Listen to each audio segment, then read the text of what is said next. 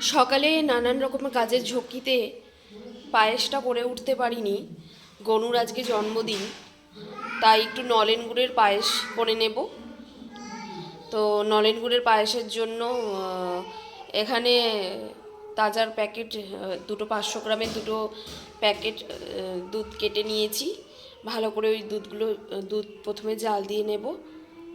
তারপর 100 গোবিন্দভোগ চাল ভেজানো আছে, চালটা ওই চালটা ফোটানোর পর দিয়ে দেব।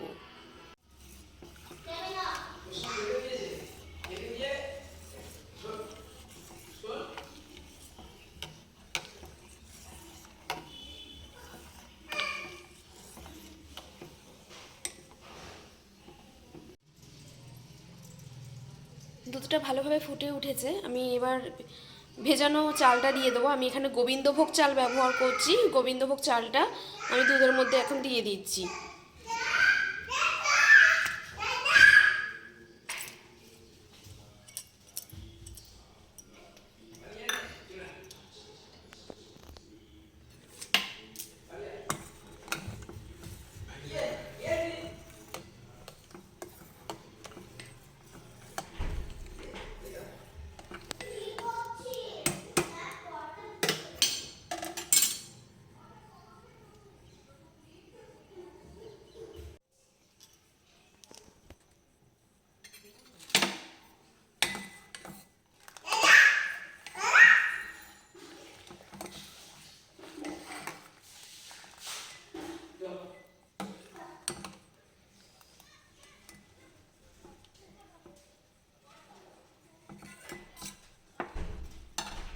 চালগুলো ভালোভাবে বয়েল হয়েছে কিনা আঙুলের সাহায্যে দেখে নিচ্ছি।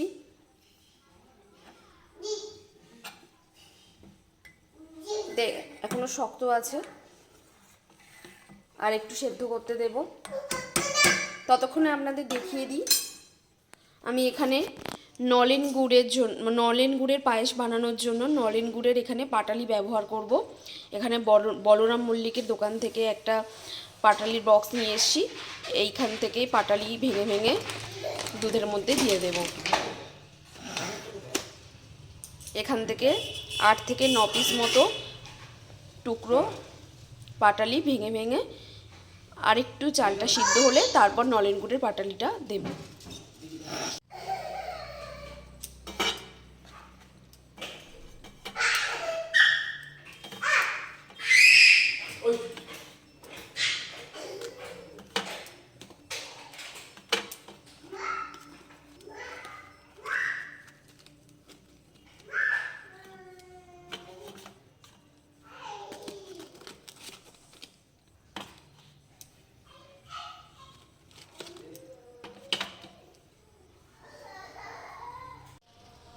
এবার কাজুগুলোকে অল্প অল্প করে ভেঙে নিয়েছি।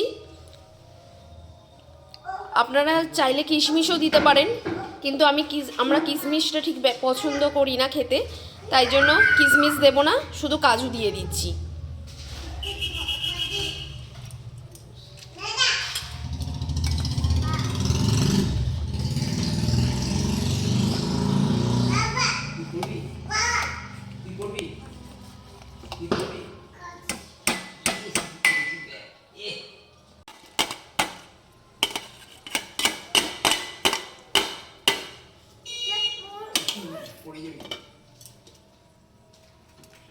পাটালিগুলো ভেঙে দুধের মধ্যে দিয়ে দিলাম। এবার দুধটা খুব ভালোভাবে, পায়েসটা খুব ভালোভাবে নাড়াতে হবে, যাতে গুড়গুলো খুব ভালোভাবে দুধের সাথে মিশে যায় বা গলে যায়।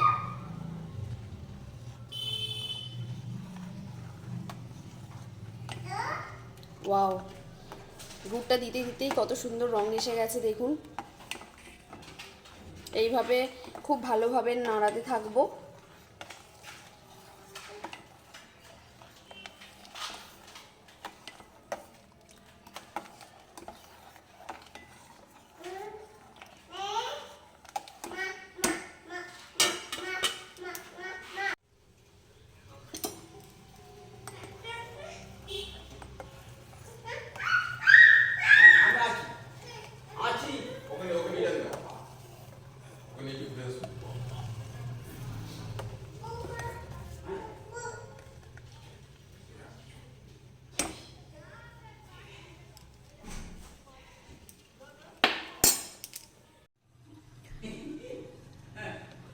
পায়েস মোটামুটি হয়ে এসছে।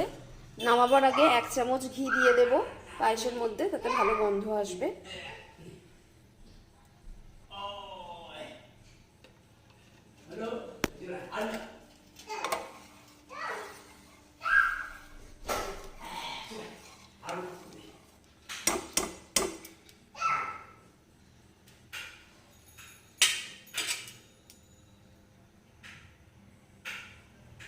এবার আমি তো ফ্রেন্ডস, নলেন গুড়ের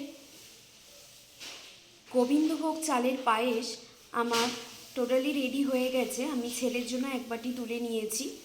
এখন যেটা দেখছেন দুধটা ওপর ওপর ভেসে আছে, ঠান্ডা হলে এটাই জমে ক্ষীরের মতো দেখাবে।